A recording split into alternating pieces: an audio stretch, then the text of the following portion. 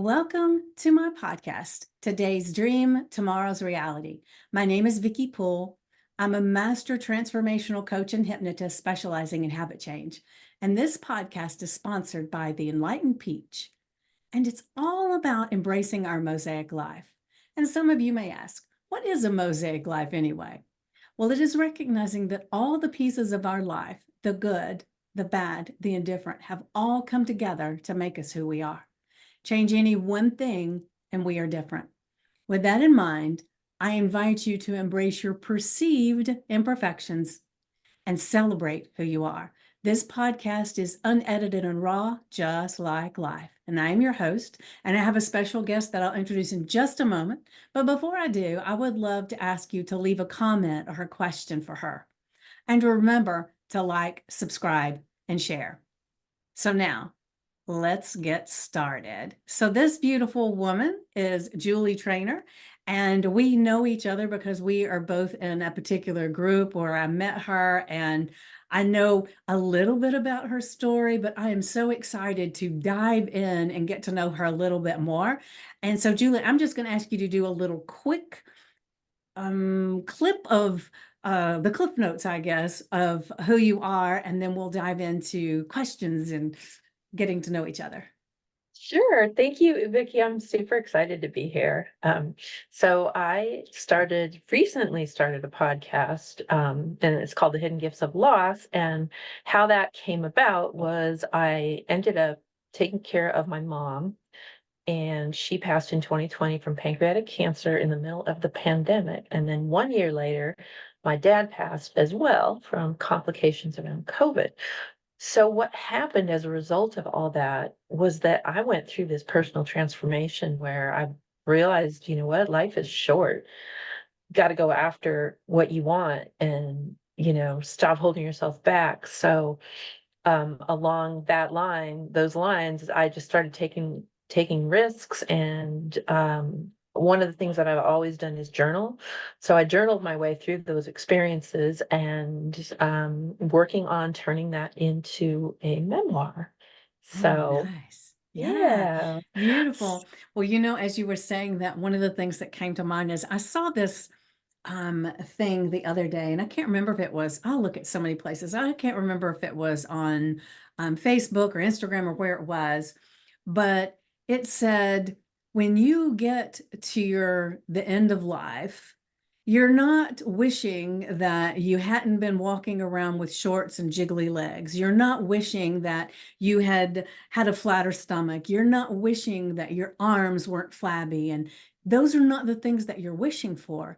You're wishing that you had put that bathing suit on and got in the water regardless. You're wishing you'd worn that sleeveless top because it made you feel good, regardless of whether your arms were fat.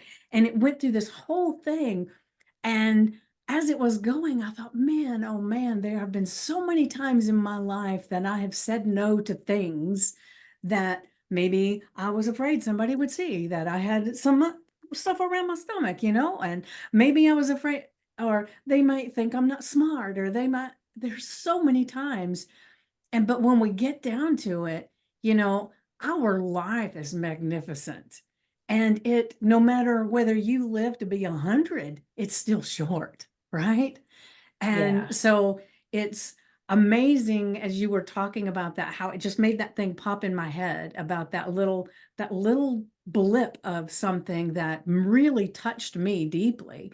And so I can't wait to dive in and learn a little bit more about your story. And so I'd kind of like to back up a little bit before all this happened, if you don't mind.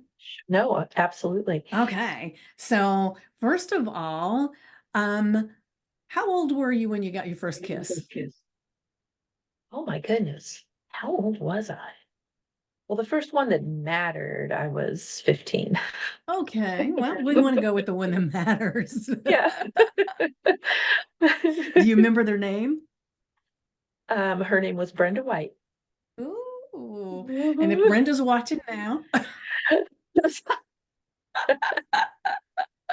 my God, that's wow, that was not a question that I was expecting. I don't know That's why I fun. ask it either. I I've love never it. asked anybody anything like that in my life. So, and for some reason, it just popped in my head. So, thank you for sharing that.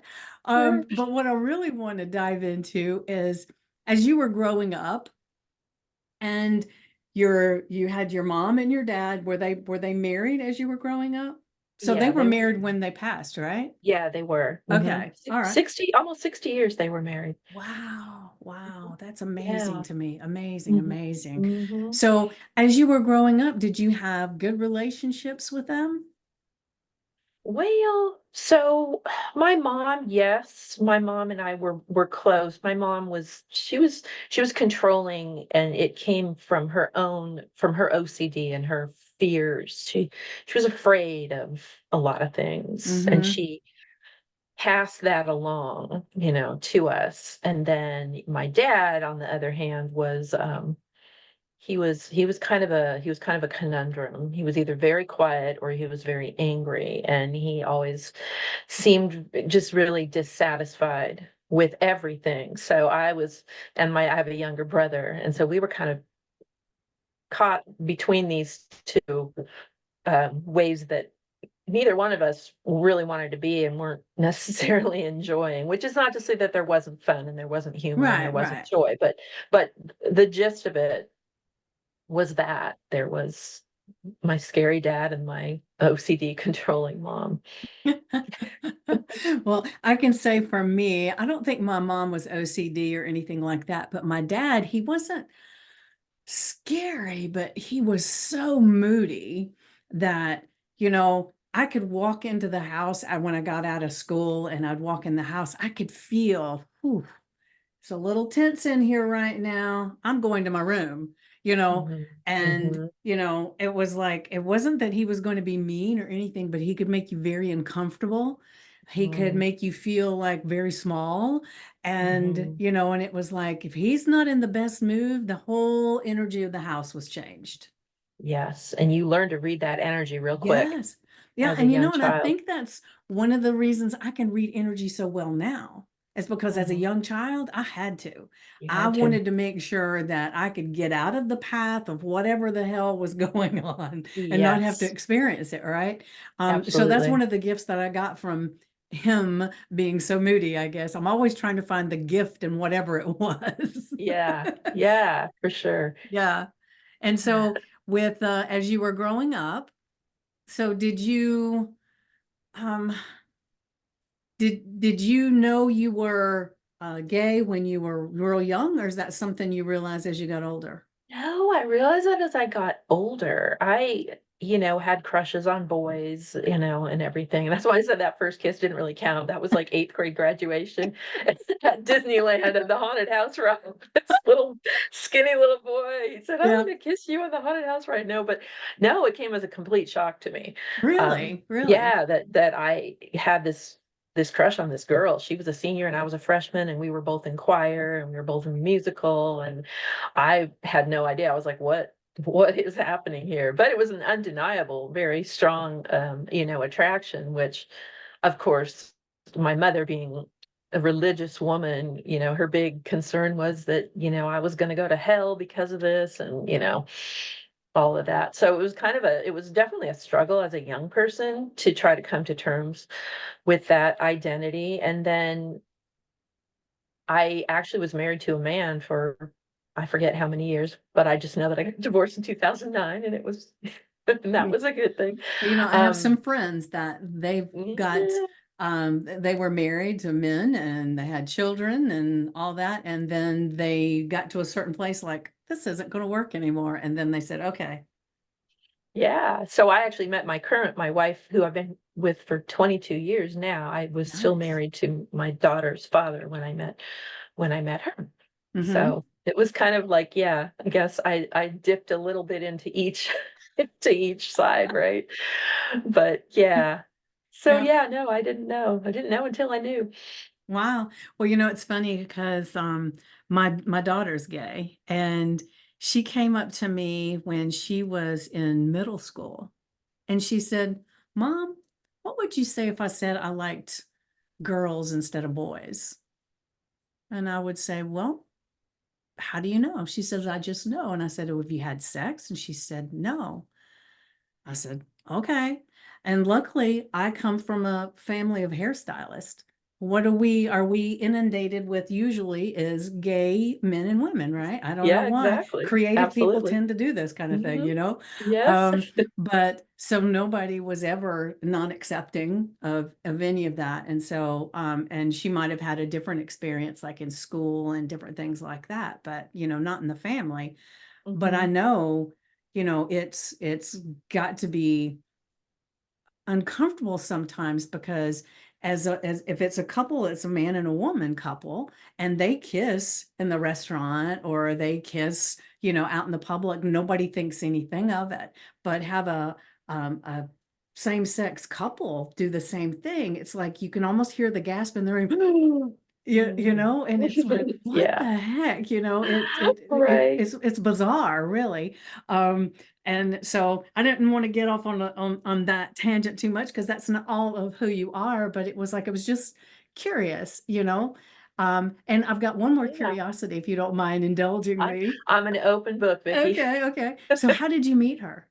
What's her name, by Oh, the way? well, her name is Leslie. And Leslie. oh Okay. my gosh, this is the best story. So, Okay. Well, I'm glad I um, asked. yeah, so I grew up in Los Angeles. I grew up in a town called El Segundo, and it's in Southern California. It's a little beach city. And so my wife, so I moved to Ohio when I got married the first time, and then she moved to Ohio for a relationship as well. And 6 months after she got here, that relationship ended. My relationship had been ending for a really long time, and ultimately, I was selling cosmetics in a network marketing company at the time, and I went to this woman, Oh, and she which was an IT. cosmetics was it? It was Arbonne. Okay, I'm familiar with that one. All Okay, right, just yeah. keep going. Sorry. So no, hey, it's okay. So I was trading a lipstick for an I Ching reading. I don't know if you say I Ching or I Ching, but I anyway, I was Ching. I having a believe it's reading I with Ching. I Ching. Yeah. So I was having a reading with this woman, and just out of the blue, she says, "You need to go to the Unity Church on Palm Sunday." And I was just like, okay, that is completely random. So random, in fact, that I said, okay, I'll go. What have I got to lose, right? Yeah. And I went, and there was this Rainbow Unity group, and I never go to groups. I was just not a group person. And I was like, well, you know what? This is so weird. I'm just gonna go all the way down this rabbit hole. And I went to the group, and everybody in the group, I start talking and saying where I'm from. And they're all like, you should come back next week. You have got to meet Leslie. Well, it turns out Leslie was from California as well. And we actually lived 2 miles apart. Oh, She used to, wow. yeah, Talk she used about to shop. synchronicities, Isn't right? that wild, right? She Yeah. used to buy groceries at the grocery store I worked in when I was first in college. And also she used to come to one of the restaurants I worked in. I worked my way through college waitressing, right? So we start talking, and it's just uncanny, all these coincidences that we had. And my daughter was 5 at the time. Immediately, Leslie and my daughter Nicole had this bond too. And the first time we talked for 3 hours in a Borders bookstore, which they don't have those anymore. But I know. It we was my literally felt favorite like, oh bookstore. God, I love going there and just getting coffee and just Me reading. too. And oh my God, yeah. We literally felt like energy was just spinning around us. Oh, And wow. and kind of, yeah, like the rest is history. And my Oh, ex-husband had man. already said, you should just go meet That makes me somebody. want to have a meeting with somebody. Right, right, yeah. Just it's one of those things when it's Maybe meant I to be, need to get the me an I universe Ching just reading. Maybe that's go what get I an need. itinerary. Oh my God. So yeah, we've been together for 22 years, and we've been legally married since we were allowed to be legally married. I don't, was it 2004? I can't even I remember. don't even know. And she helped me raise my daughter, and I couldn't have raised my daughter without her. And yeah. Ah, that is beautiful, beautiful. Thank Thank you for you. sharing that. Oh my So gosh, anybody thank you that's for watching or asking. listening, there is hope. Go for an I Ching reading or something like that and listen to what the hell they tell you to do, right? Exactly. And it's like I love listening to intuition too, because there's sometimes our intuition will say, don't go to that same grocery store you always go to this other one. And sometimes we'll ignore that, but there Mhm, might be the perfect person for us to meet, whether it's a professional setting or a personal setting or whatever, it might be the perfect person. And so I think it's mhm. beautiful that because you could have very easily said, hogwash, Uh-huh. Completely. right? And then Because your life it would be was so so different right random. now. It Of would be, course, oh my gosh, you might so have met different. in a different context because you were in close proximity, you know? Mhm. So it may Mhm. be that God, the universe had been trying to put you in each other's path many, many times. Yeah, and we both feel like it wouldn't have been the right time. Yeah. Like where Yeah. we both were in our lives previously, it wouldn't have been quite the right time for us to meet. Yeah. Isn't And it then beautiful? and it was, yeah, yeah. Ah, I just really want to honor that. I really Oh, do. thank That you, is Vickie. just Thank beautiful. I you. love that.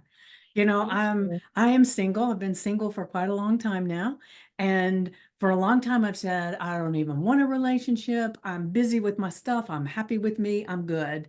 And Mhm. then for some reason lately I've been having this feeling of, maybe it would be okay to have a relationship with someone. Maybe, maybe, maybe, but I'm not really stepping out much with it. And so I'm in the challenge with Stacy, the singles group thing.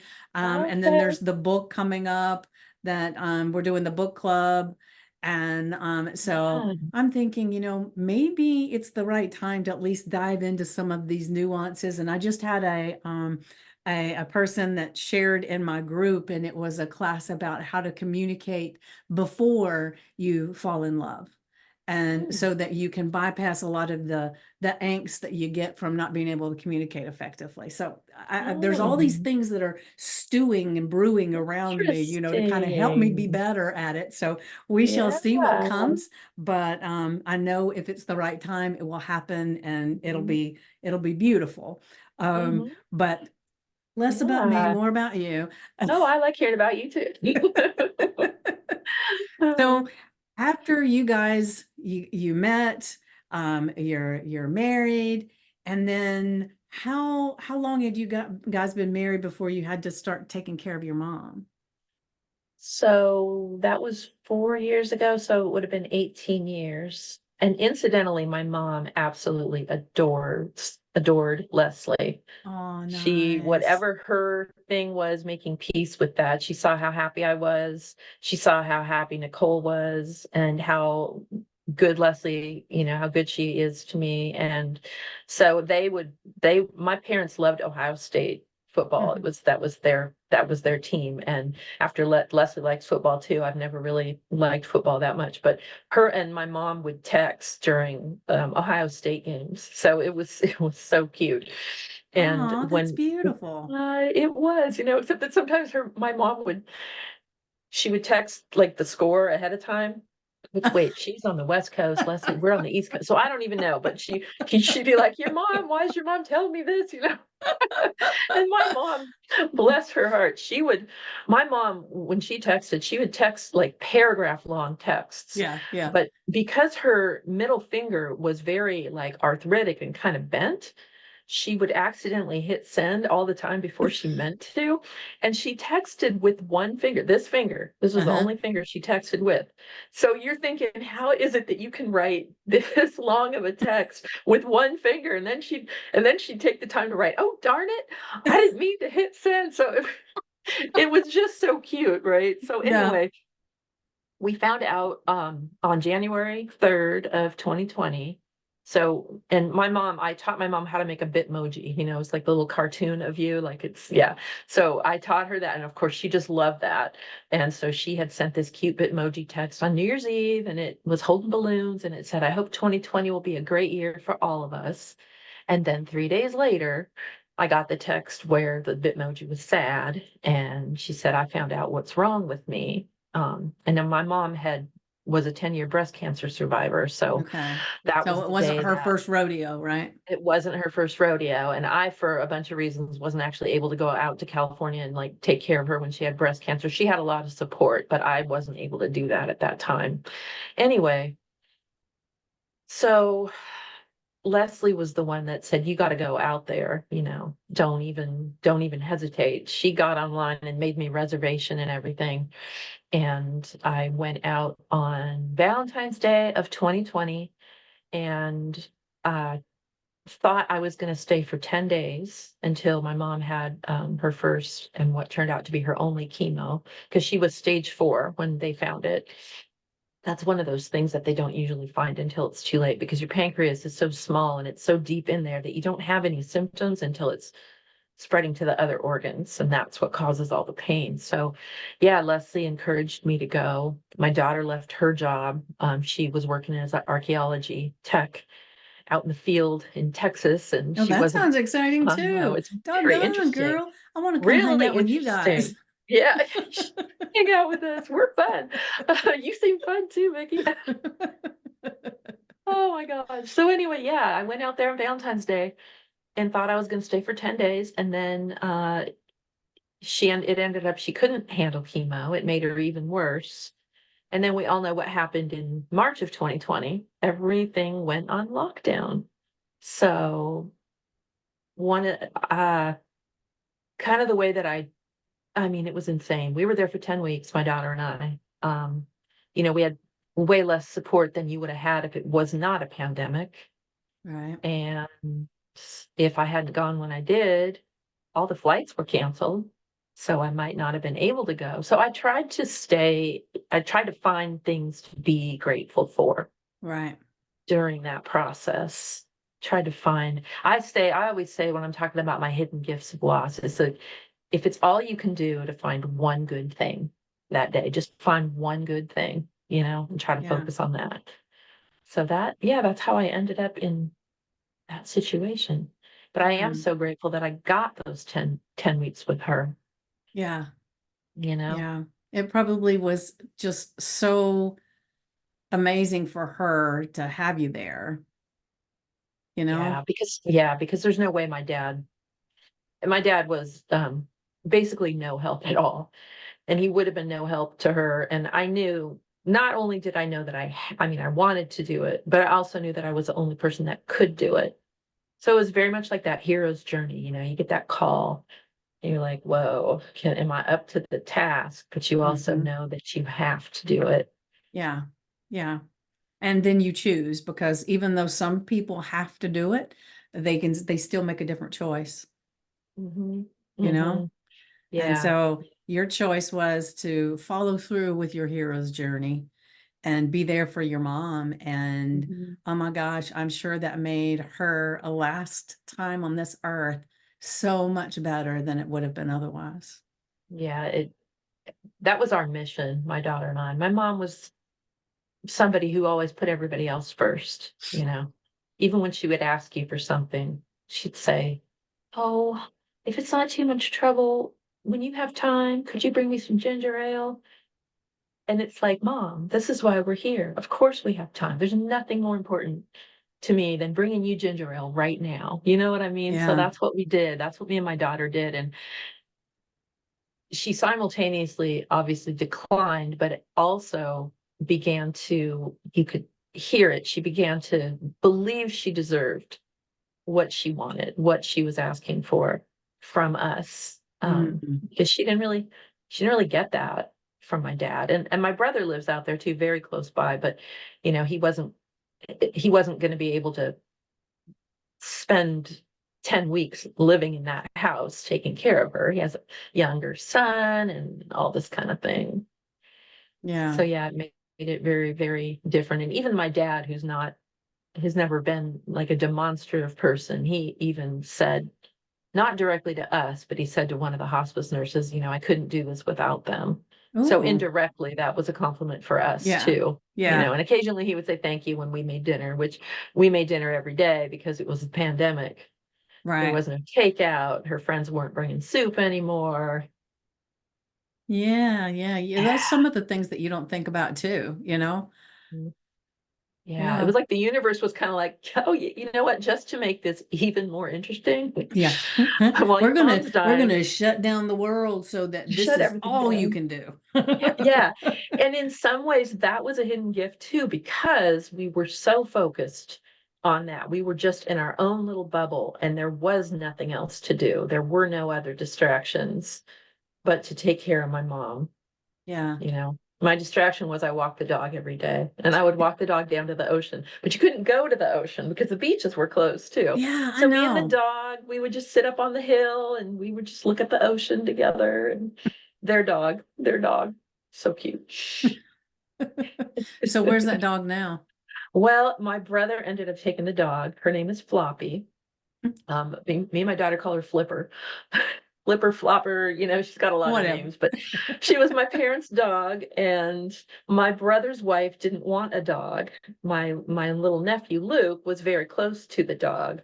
My parents almost kind of got that dog so Luke would have a dog to grow up with, and his wife, she just wasn't raised around animals, and she said, well, if we take that dog, it's probably going to sleep in the garage. And of course my daughter and I were just horrified. This dog, she was a bed sleeper, and she had her own Hmm. couch. So they took the dog, and it took them a while to get used to being dog owners, but now she loves the dog and walks the dog, and yeah, Yeah. Yeah. it's all good now with the dog.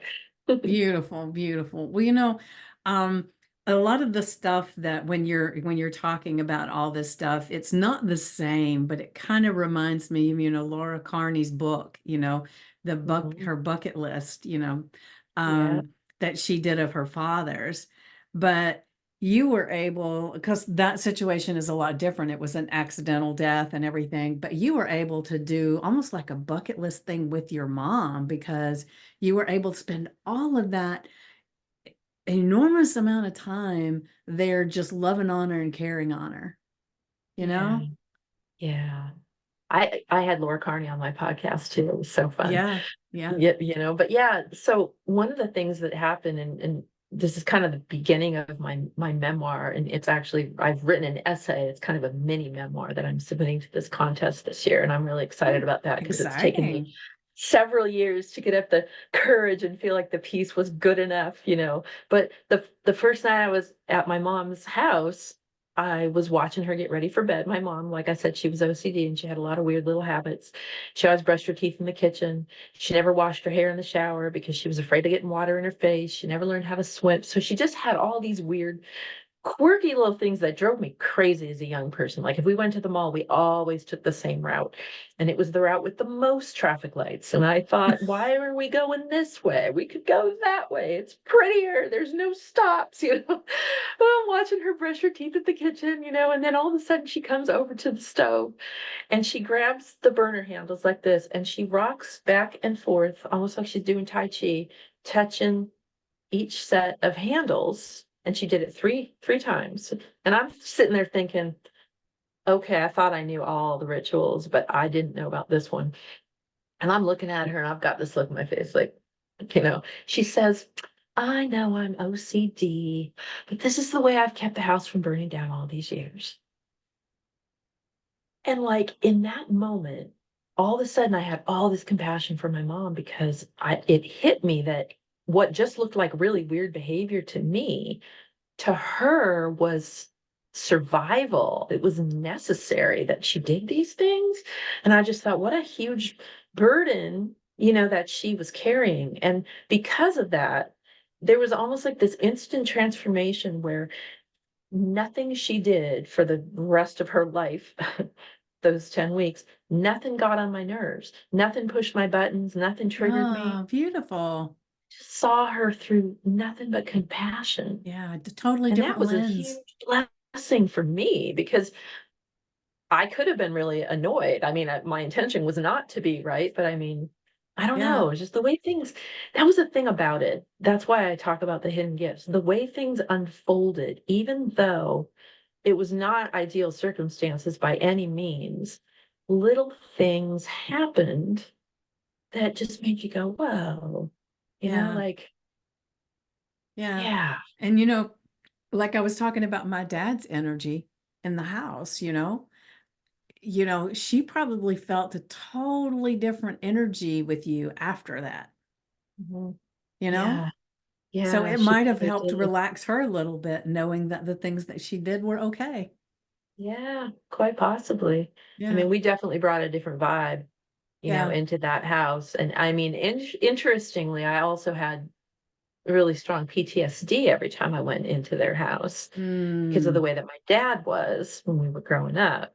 Yeah. even though he's an old man now and I'm a grown woman, if he started yelling, it would still trigger those like body memories, Oh yeah, yeah, yep. The body keeps score. We're the body always, keeps it's score. always there, right? That's Yeah. one of the things I help people with hypnosis a lot of times is to be able to, they don't forget the thing that happened, but they can take the charge out of it. So that doesn't trigger them anymore. They can Hmm. see it and say, oh, yep, experience that. It's going to stay away, but it doesn't give you that feeling anymore. Yeah. Yeah. Yeah. Yeah. I, I recently, over the last 9 months, lost 40 pounds, and I did it with hypnosis. Mm-hmm. There's this woman, her name is Rita Black, and she has this, her program is called the Shift Weight Mastery. And I had never, I was a psychology major and a hairdresser. And, so like I understand a lot about like how the brain works and, all that stuff. But like I had never really done hypnosis. And that's why it it works, because you have to experience it before you can be it, I think. Mm-hmm. And, her little mantra has really got in my head. And it was the first time I've ever been able to lose weight, like, and stay consistent with something. So I love that. I'm interested to hear more about, Yeah. about Yeah. hypnosis and how even like you came about doing that. And I know that you're a hairdresser, and I know that I'm not interviewing you here, but my podcast. I mean, of course I want to hear about it though. I think it's fascinating. How Yeah. long have you been doing that? Um, I've been a hypnotist now for about 4 years, I think. I lose track because I started out as a health coach. But that's been like almost 10 years ago, I think. Yeah, about 10 years ago. And then I went to a life coach and then a master transformational coach. And then I decided I needed to do just one more thing because I could see that things were evolving and people were getting changes along with myself, but it was like it felt like I was beginning to slide back into some of those old behaviors. And I thought, okay, there's got to be one more thing I need. And that's when I Mm. started into the hypnosis. And also, and one of the things I was sharing in my group not too long ago is that sometimes I look at myself now because I still would like to lose, or like to release about 30 pounds.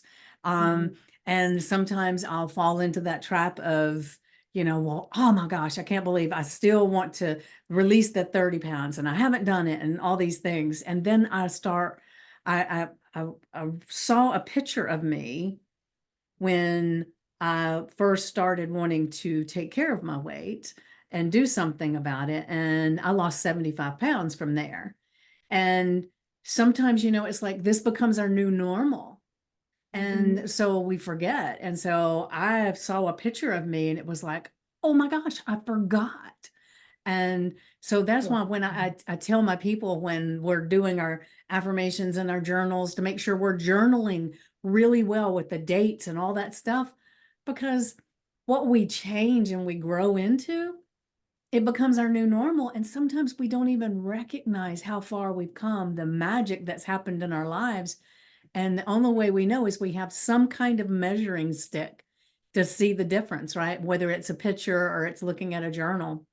And, Mhm. and that can go with relationships too. Maybe it's a memory or a journal or a picture of something that was going on in your life. And for you, the measuring stick was how your life changed when all this went down with your mom, Mhm. and, Mhm. you can take it back to when your daughter was born, when you fell in love, all these different things become things we can go back and we can say, oh, wow, look at the difference between then and now. And Mhm. so that's why it's so important for us to have that little measuring stick so we can see the growth that we've produced in our lives. Yeah, for sure. I found a picture of my brother and I standing in front of my parents' house. We had to sell their house. Well, we knew we were going to have to sell it because after my dad fell and he wasn't going to be able to go back home. So I flew out to California. Like it was just under a year after my mom died. And anyway, we had to clean the house out and sell it. And the very last night that I ever spent in my childhood home, I woke up to an earthquake at like 5 o'clock in the morning. Oh my gosh. And I know, and growing up in California, you go through a lot of earthquakes, but it was odd, right? And then the the cleaning people came, and the realtor had his crew came to take the rest of the stuff away that we couldn't get rid of. And my mom had Christmas alone, she had over 100 bins of just the Christmas stuff. Oh wow. This She is a was a little whole other ODC in a lot of places, wasn't she? OCD. Yeah, she was a little bit of a hoarder. She was a little bit of, yeah. So going through that garage and that house, and oh my God, that's a whole story in and of itself. But anyway, that day after all that happened in the morning, then we got a call from the care facility where my dad had been, and they said that he had passed at like noon that day. And I just thought he would, if look at the universe or whatever, like my dad would go out with a bang, right? That earthquake, right, was like, I just Yeah. thought it was funny. So then on that day, there's a picture of me and my brother, and we're standing in front of the house. And my brother's always been, well, he hasn't always been thin, but he's never been heavy either. But at one point, because he has a lot of back problems, he decided to stop eating sugar. And he just stopped eating sugar, and he hasn't eaten sugar in like 10 years, which that's mind boggling to me. Even though I released weight, I still have chocolate, and, things that I like, or I wouldn't have been able to do it. But anyway, this picture of us, I did not realize what I looked like 40 pounds heavier. I mean, I did and I didn't, when I saw that picture, it was like, wow, exactly what you said, just reminding me of how far I came in like the aftermath of all of that. Because when we were all in it, it was really stressful. And then, yeah, I saw that picture. And I've really 60 pounds from the heaviest I ever was when I met Leslie. I fell in love and lost 25 pounds almost effortlessly. Yeah. Oh, it's like it's yo-yo kind of thing. But yeah, anyway, the point of all that being that seeing that evidence of how far, I had come was an affirmation Mm-hmm.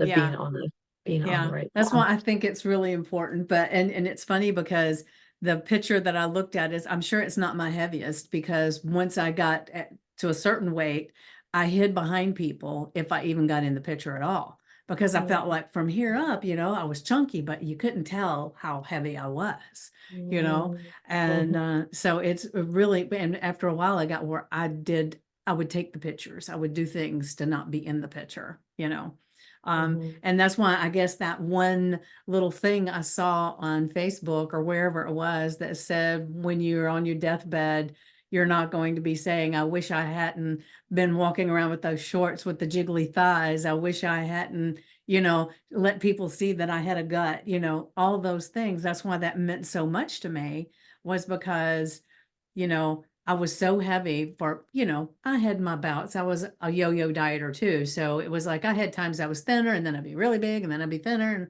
so mhm, I finally got to the place where I said, "Oh, I've either got to make peace with being fat, or I got to figure something out. And what I want to do is just become naturally thin. I don't want it to be, I'm not on a diet. I'm not doing anything like that." So I started searching for a way to make that happen. That's when I became a health coach, was to okay. start doing it, because their thing was habit change. Is because Uh-huh. I didn't want somebody to tell me I can no longer ever, ever, ever, ever, ever eat a potato chip, or I can never, ever, Right. because when you do that, there's no way you can sustain that for your whole life. And that's why I No. would gain weight so many times, is because you sit down and you tell somebody that you can only eat these little portions, and you have to do it this time of day, and there's so much about it that it's like, I can't do that for the rest of my life. So I figured, No. okay, I got to do something. And that's why I've made peace with, my body's still changing. And,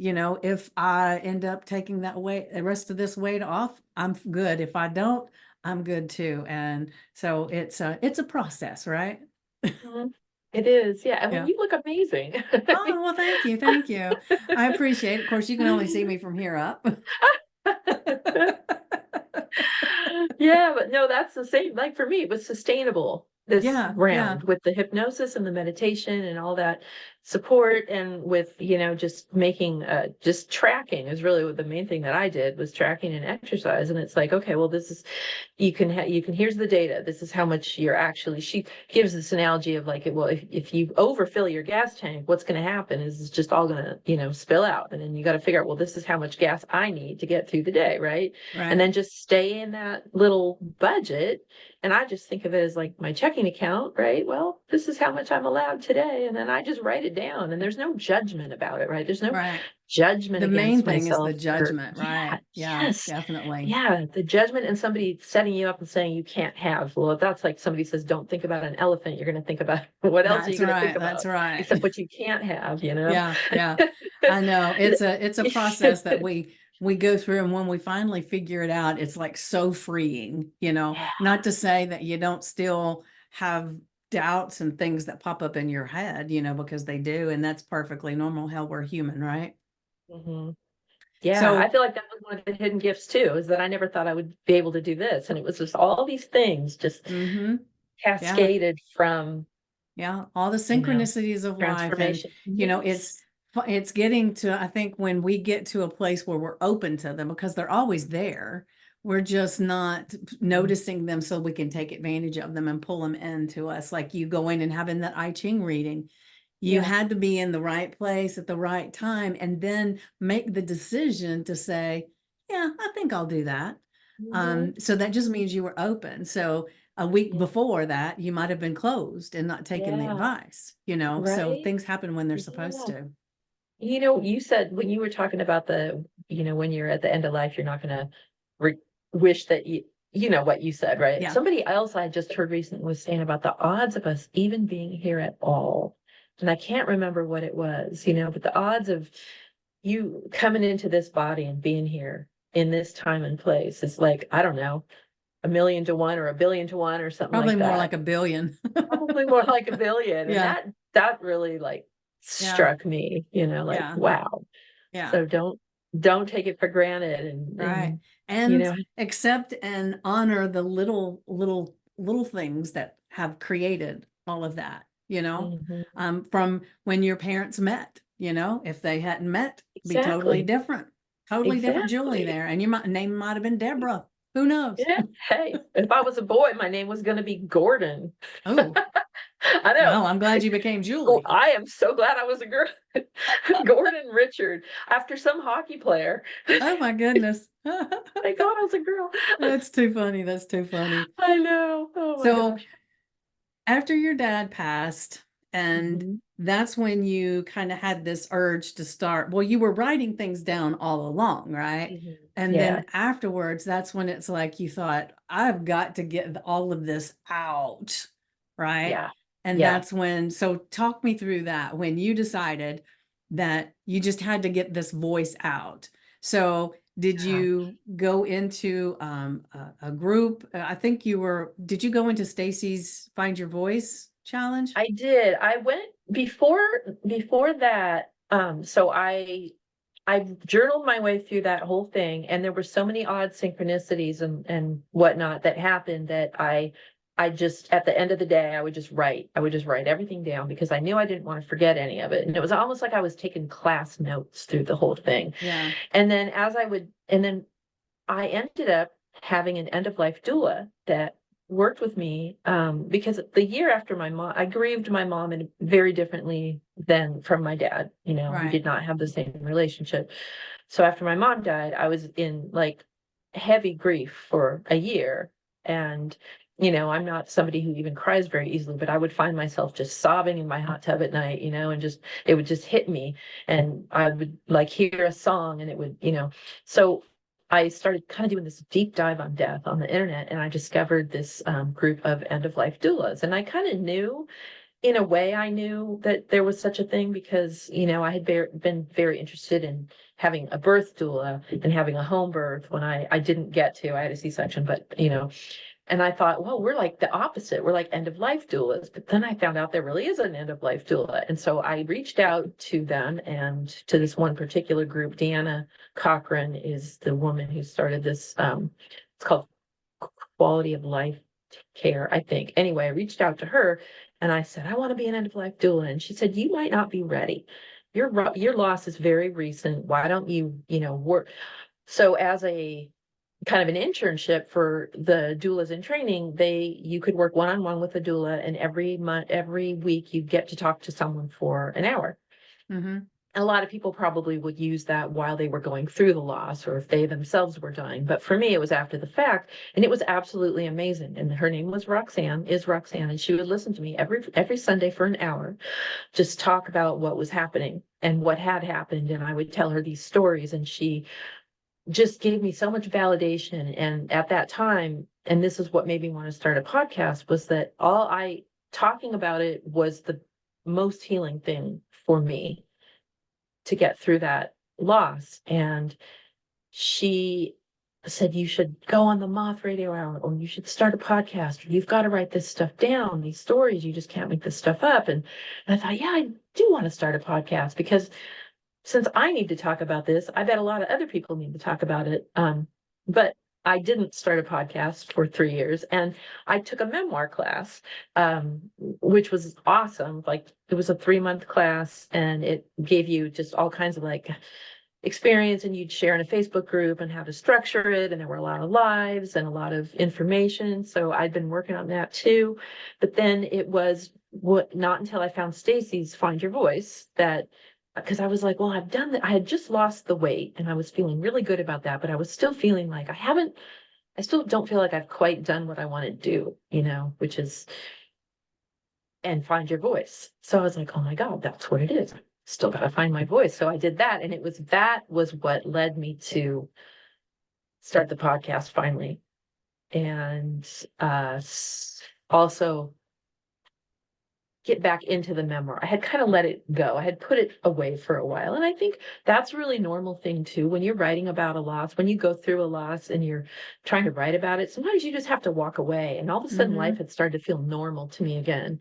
And I was like, you know what? I don't want to think about this right now. Life is feeling normal and good, and I'm having fun, and I'm doing things with my daughter, and I got a camper, and we drove it all the way up to the UP, and blah, blah, blah. Anyway, that is how I ended up at Find Your Voice, and how I'm finally ready this year to submit this memoir piece to this contest, which is put on by my memoir teacher. Oh, And it's called the Amy nice. Award, and it honors this woman, Amy McRae, who was in one of Allison Waring's workshops and ended up with uterine cancer and passed away at the age of 34. So Allison Waring, whose memoir class I was in, started this award in honor of Amy McRae, and there's all the proceeds go to her foundation. Okay. So yeah, that was a Yeah. long answer. But anyway, yeah, so that's how that all started. And I've done 10 podcast episodes. And it's interesting because another thing I never would have thought of doing or had the courage to do or any of it had I not gone through this Mm-hmm. experience, Yeah. you know? Yeah. Yeah. I love all the synchronicities. I do. And even when some of them are sad synchronicities, it's still something that is from God, the universe, just pushing you like, come me this way, go that way, come over here, go Mhm. there, and it's just a beautiful Oh, dance, right? yes, Yeah. absolutely. I like to Yeah. say we have musical notes, and I can just feel the notes just floating around, and sometimes they're coming in and sometimes they're going away, but they create this symphony in our life that makes it beautiful music, right? Yeah, Yeah. totally. Yeah.